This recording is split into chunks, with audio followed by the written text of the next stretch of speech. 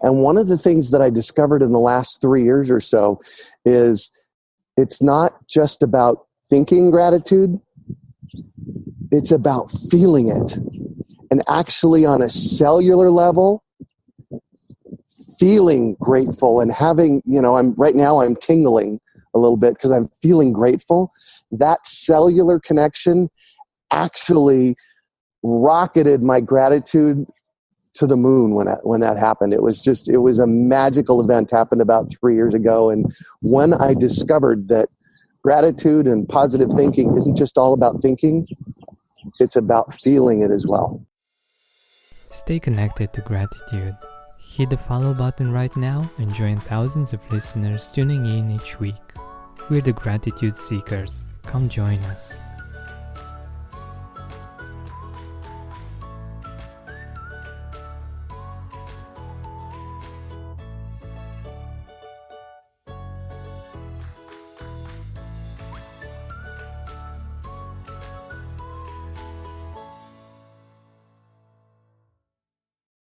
Welcome to the Gratitude Podcast on www.georgianbenta.com, where you'll hear a new story each week that will inspire more gratitude in your own life. Our mission is to inspire 100,000 people to discover how to feel gratitude and live a happy life through the amazing life stories of our successful guests and their actionable tips. And now, the host of our podcast, Georgian Benta.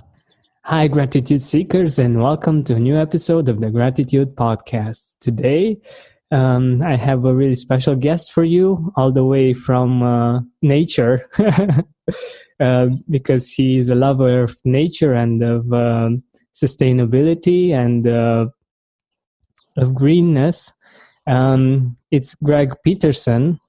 He's a green living and sustainability innovator who is well known regionally. He has appeared extensively on television and radio and is a frequent guest on columnist for publications. His mission is to inspire people to embrace their own greenness, which he does daily by living what he speaks. Greg, can you tell us more about yourself and what you're actually doing? Hey, well, thanks for having me. I'm excited to be here. Sure. So, I live in Phoenix, Arizona. That's in the middle of the desert in the United States Southwest. It'll get up to 120 in the summertime, which is about 46, 48 C. So it gets pretty hot here. And the growing season, the cool thing is, we have a growing season that goes all year. So I live at a place called the Urban Farm. It's my home. It's a third of an acre right in the middle of the city. If you got up on the roof, which is right over there, and stood up there and looked, there's houses for 50 miles all the way around. So literally I am in the middle of an urban area. And the Urban Farm is, I always love this question. People ask me, how many acres do you have? And it's like, I wish. I have a third of an acre, 1/3 of an acre, which is about 80 feet wide and about 160 feet deep. And on the property here, we've got 3 different kinds of solar panels. We've got edible landscaping in the front yard and the backyard. There's about 80 fruit trees here on the property. Wow. And and we do rainwater and gray water harvesting. I like to call it an environmental showcase home. That's wonderful. Yeah, because what I do is I invite the public in periodically and ask them to, look around, and I show it off and answer their questions and plant the seeds for them to go be able to do this kind of stuff for themselves. That's wonderful. Sorry, you were saying. And about a year and 2 months ago, we started our own podcast, and congratulations to you. That's actually where we met. We met on Podcasters Paradise. Yeah. And we started our own podcast 15 months ago, which is rocking. It's called the Urban Farm Podcast. Surprise, surprise. Yeah. So people can learn about everything from eating healthy to living healthy to growing your own food and rainwater harvesting and so on and so on. This is wonderful. So that's my story, and I'm sticking to it. Awesome. And I love the fact that you've built something so wonderful and beautiful in your own backyard, and that you're connecting there with nature, because one of the most mentioned ways of connecting with gratitude is nature, actually. Yes, absolutely. By the way, what is gratitude for you? What does gratitude mean for you, Greg? Oh. I don't know that I know what it means. I'll tell you what it feels like. How's that sound? Oh, perfect. Perfect. Feels like taking a great big deep breath like that and being present right here, right now, and appreciating that which is around me. My favorite citrus tree is right here. I am so grateful for this tree. It gives me, maybe 100 pounds of oranges every year. I was going to say peaches, but I've got a peach tree out front. It gives me about 50 pounds of peaches. So that's the one piece of the gratitude. The other piece of the gratitude, which I just recently discovered. So I'm 55 years old, and I have played in the arena of positive thought and that kind of stuff for about 40 years. And one of the things that I discovered in the last 3 years or so is it's not just about thinking gratitude, it's about feeling it. And actually on a cellular level, feeling grateful and having, I'm tingling a little bit because I'm feeling grateful. That cellular connection actually rocketed my gratitude to the moon when that happened. It was a magical event, happened about 3 years ago. And when I discovered that gratitude and positive thinking isn't just all about thinking, it's about feeling it as well. Exactly. And this is where the value is. And we actually want to feel things, not to think things. Yeah. Thinking helps with feelings. And if we think about a certain thing that makes us feel something, we actually want the feeling. And this is wonderful that you actually showed us and you actually felt it with us. And this is wonderful. Thanks.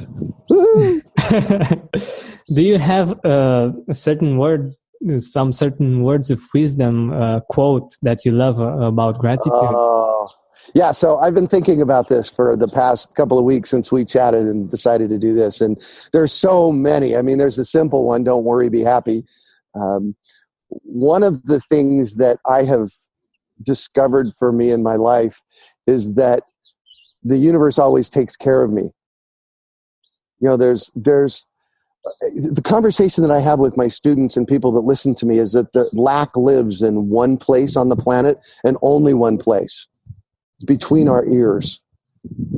Lack is a human construct, and when I look to nature, there's so much abundance here in nature. Like I said, my citrus tree here gives me 100 pounds of fruit every year, right? So that's some gratitude appreciation that I have. So I was driving down the road, and I've been thinking about quotes, and I was driving down the road the other day, and on the side of this van was this saying, and it said, "It's a great day to have a great day." And it's like, yeah, that's what I'm talking about. That's absolutely what I'm talking about. That's cool. That's my quote. It's a great day to have a great day.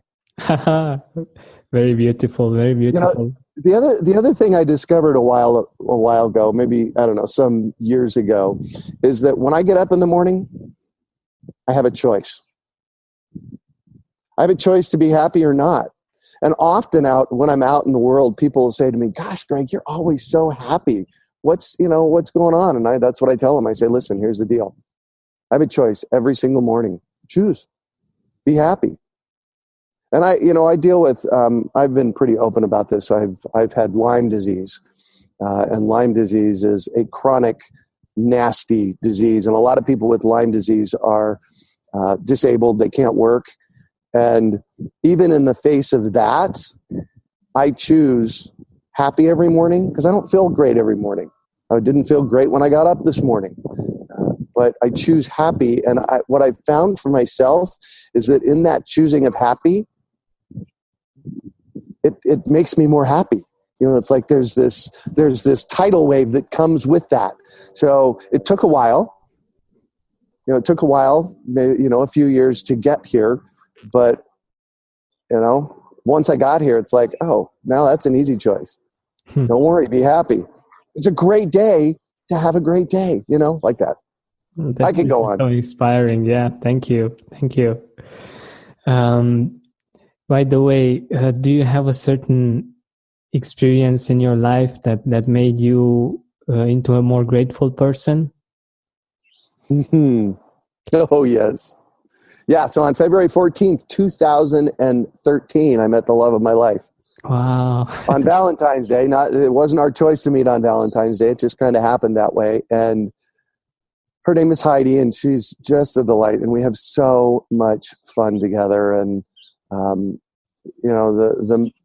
the meaning of life for me just got a whole lot richer when she came into my life. And, we have fun every day, and we laugh every day. And, it's just like, awesome. It's been 4 years now, and I can imagine another 30 years ahead of us having fun and playing and yeah. That's so wonderful. Wonderful. Then the other piece is this place where I live. I've lived here for 28 years. The urban farm. I moved here 28 years ago in October, and it gives me an opportunity to see nature in action, to work in the flow of nature. I've known for a very long time that there's something really wrong with the way we're living on the planet and the way we're eating on the planet. Our food system is, especially in our country, in the United States, the food system is corrupt. It puts out bad food. It makes people sick. And, having an opportunity to connect people with their food in a place like this is a tremendous piece of gratitude for me, and a tremendous piece of love. I just can't say enough about that. Yeah, I've also experienced this, eating something from your own garden or directly from the garden. Yes, it's like it fills you up with energy.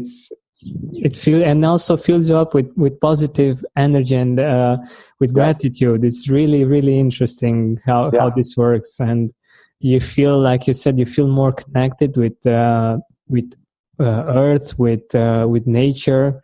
Yep. And this is amazing. And you say that people can do this in their backyard, or? Oh yeah, backyard, front yard. If you have a pot on the front porch.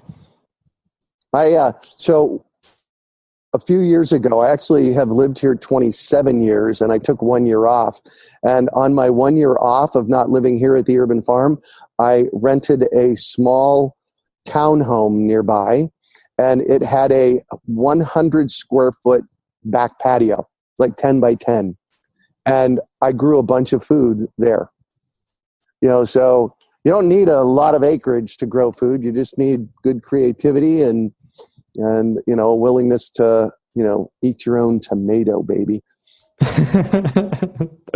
That's so cool. So, do you have some tips for our listeners on how they can do this, how they can shift their perspective and create something like this in their front or in their backyard? Gratitude or urban farming. Let's start with gratitude. I already mentioned a couple, and this is a really important one. Choose happy every day. Don't forget that there's no lack in the world. Just choose happy every day. As far as starting your own urban farm, really it's as easy as, putting a pot with a tomato plant in it, and, grow your own tomatoes, because there is nothing better than growing something and eating it. It's just the best. Yeah, I remember the smell of the tomato when it's on the plant. Oh yeah. Oh, that's amazing. yeah, absolutely. Such an amazing smell, yeah. Yeah. On urbanfarm.org, if you go to urbanfarm.org, we always are giving lots of free webinars, and we have some paid classes, and, there's free content to learn. That's where you can find Urban Farm podcasts, like that. Wonderful. So, Greg, if you could go back in time, to a time and place when you weren't so grateful about your life. What would you tell your younger self Oh my about gosh. gratitude? Chill out, get over it, pick happy. It's okay. There's, it's going to be okay. I kind of alluded to this a little earlier. The universe is always taking care of me. From a financial, I've been self-employed for 41 years. Wow. That means I've had to pay my house payment, pay the rent, make sure the utilities are paid, and I've never been late on my house payment. I've never had the utilities turned off. And a big part of that, and I discovered this a few years ago, a big part of this is just the universe, handles things. It delivers, it shows up, and it always, always has. And that comes from this concept of losing the lack consciousness, because it's this lack consciousness that keeps us stuck. It keeps us in lack. And by choosing happy every day, and choosing prosperity every day, eventually it turns itself around. And it was just 10 years ago. In fact, here's another one for you. So y'all know that monkey mind, that voice in your head that says, who do you think you are? You can't do that to be so great. So here's what happened. This happened in 2004, 2005. So what's that? Oh my gosh, like 12 years ago. So this voice is going off up here, right? And this is what I did. Excuse me, shut up. What I'm doing is much more important than whatever the hell you have to say. Excuse me, but that's what I said. And interestingly, it shut it off. That voice basically went away, because it's that voice that limits us, that says we can't do it. So I recently had an experience. I'm a long distance runner. And when I say long distance, I mean half marathon. So 13.1 miles, what's that? 20 kilometers or something like that. Is that right? 20 kilometers? Yeah, that's awesome. Yeah. Anyways. And I am what they call a legacy runner, and I actually race walk these days because running doesn't like my body. So I'm a legacy runner for this particular race. And a legacy runner means that I've run every single one of them. So this year I ran my 14th annual run of 13.1 miles. And earlier in the year, I said to myself, well, maybe I'm not going to do it this year. And you know what happened? This voice chimed in and said, the heck you're not. So this voice became a positive for good thing for me. Wow. It was amazing. It was absolutely amazing. And I attribute that to, being grateful and really staying positive and happy, so that my monkey mind voice is now on my team rather than against me. This is so inspiring. Like,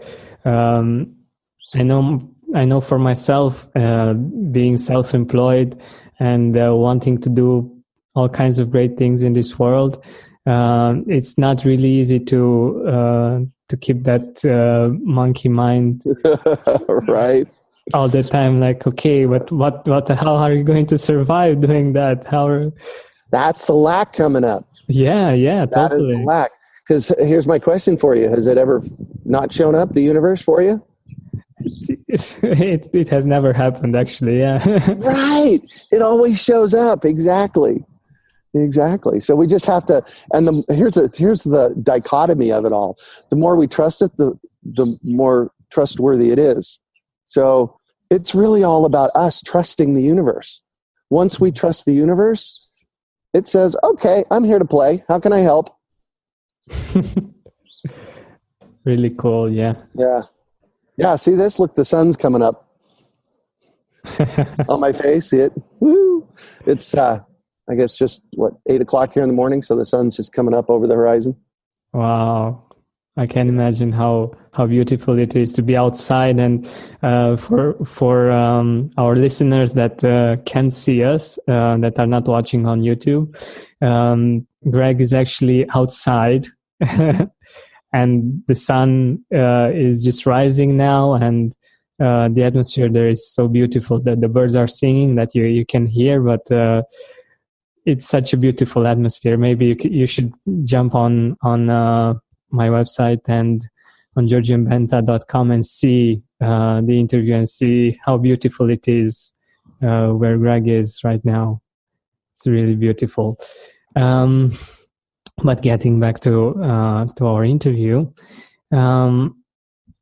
is there anything that you do consistently that helps you be a more grateful person, Greg? So getting out in nature is one of them. The cool thing is I work at my house. And so, if I'm sitting at my desk, putzing along, doing whatever I'm doing, if I want to go out, I get on my bare feet and walk around the yard and pull weeds. We always have a plethora of weeds here. So that's one thing. Heidi and I have so she's a yoga teacher, a full-time yoga teacher. So she doesn't work full-time out of the house. So she'll go to a yoga class and come home. And so our banter back and forth, really keeps me grateful as well.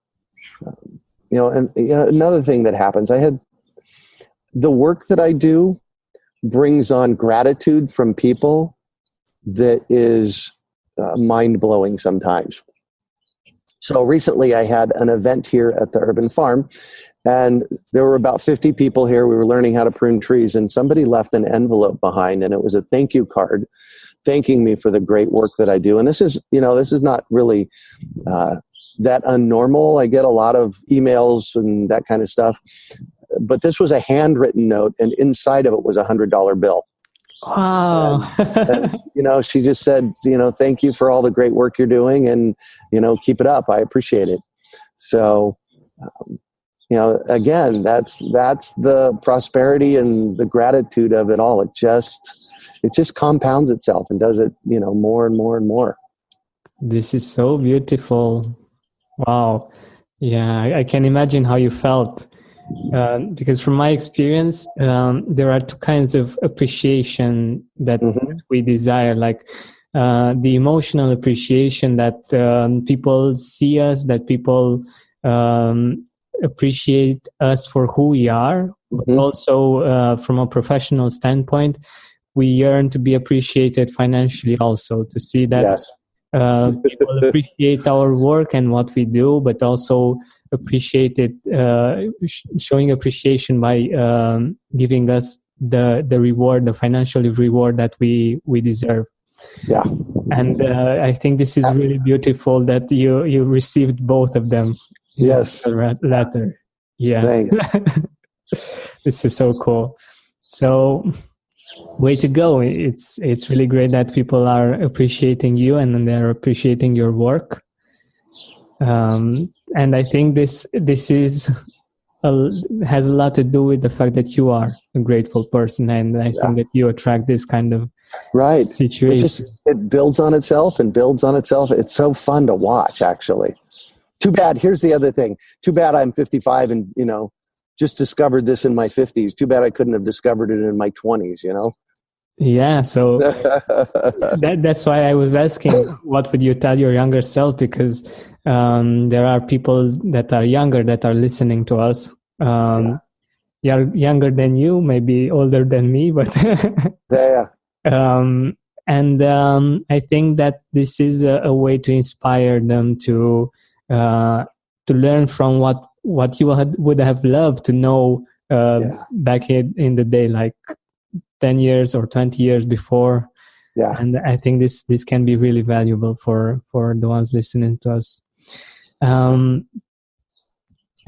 know that you mentioned your wife, but do you have other people also that you are grateful for and that you would like to mention? Absolutely. I have 3 or 4 friends that I've known for decades. My friend Bill, I've known him since 1979, coming up on 40 years. And, my buddy Jim, I've known him for 25 years. And those are they're both successful businessmen here in town. And my friend Leah, who I've known for 25 years, she's a successful businesswoman here in town. And they're my go-to people.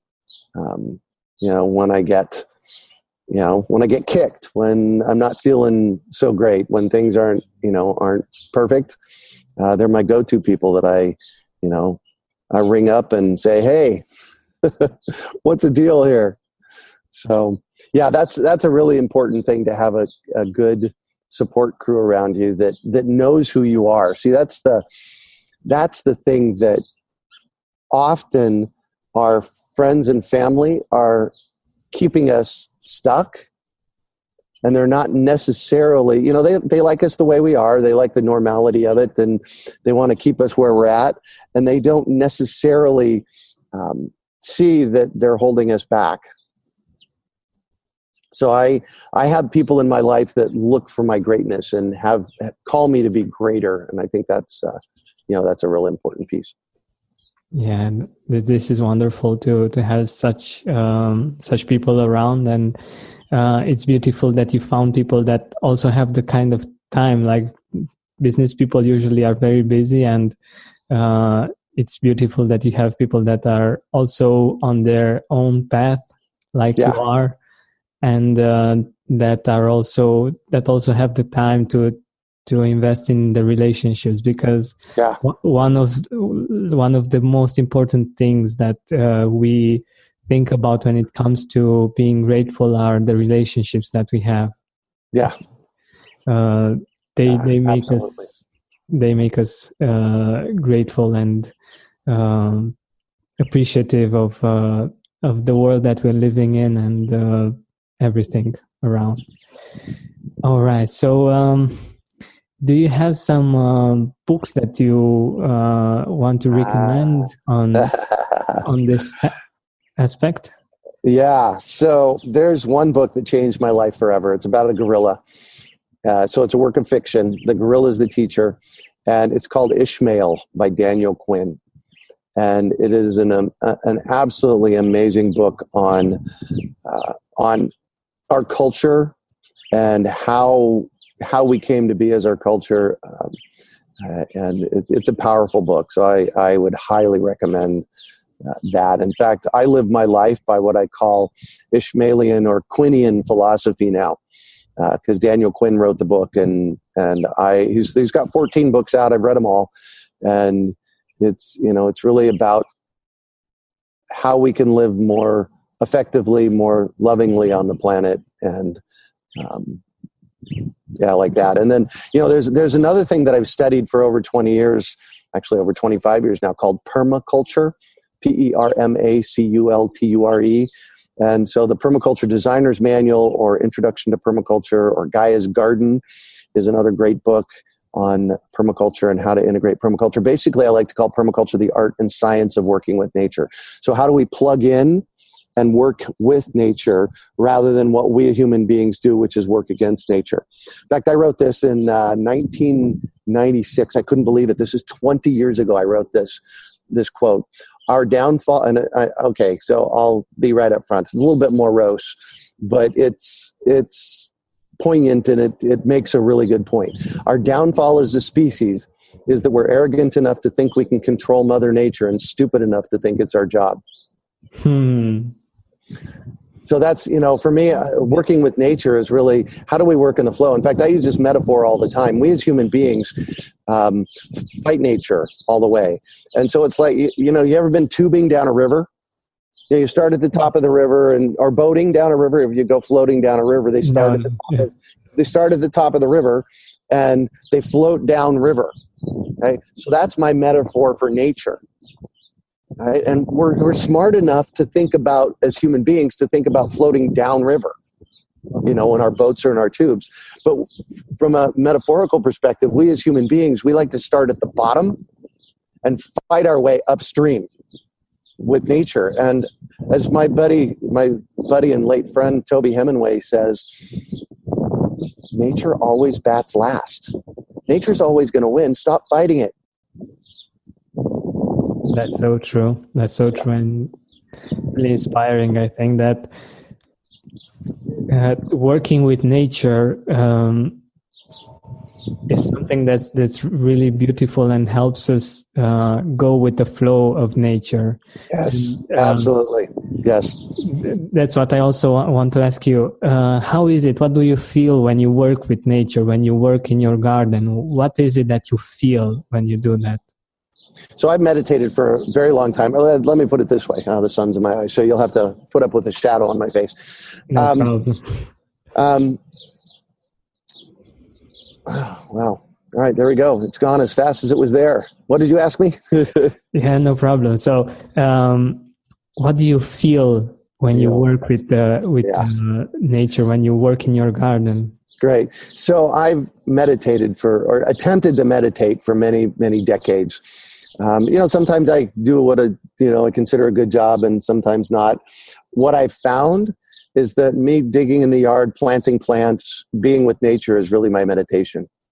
My mind doesn't wander a lot. It's just, I get out in the garden and I do some work and magic happens. It's really cool. That's wonderful. And I think that not having a really big place in which you need to work on your plants and everything helps also, because it shouldn't get to be a chore, right? Like something that you must do, and something that's really hard. And I don't have any must-dos in my life anymore for the most part. I mean, I got to do my books on a monthly basis, and but those aren't must-dos. That's just part of business. But yeah, I don't do must-dos. Not interested. That's beautiful. So, do you have a final message for our listeners on gratitude? On what's your view and has been your experience, and what you would like to share about gratitude? Just, I think I've said it all. Choose it every day. Be happy. Feel it down to your toes. Literally stand there and feel gratitude in your body and see what happens. It's magical. Perfect. Thank you so much, Greg, for being with us and for sharing your wisdom. It has been incredible. Thank you so much. Hey, Gratitude Seeker, thank you so much for taking the time to listen to this interview. I really appreciate it. And if you could think of one person that would also benefit from it, share it with them. It might actually be the inspiration that they need to make their day, or maybe even their life, much better. Thank you so much once again. This has been Georgian Benta. Don't forget to keep seeking and spreading gratitude.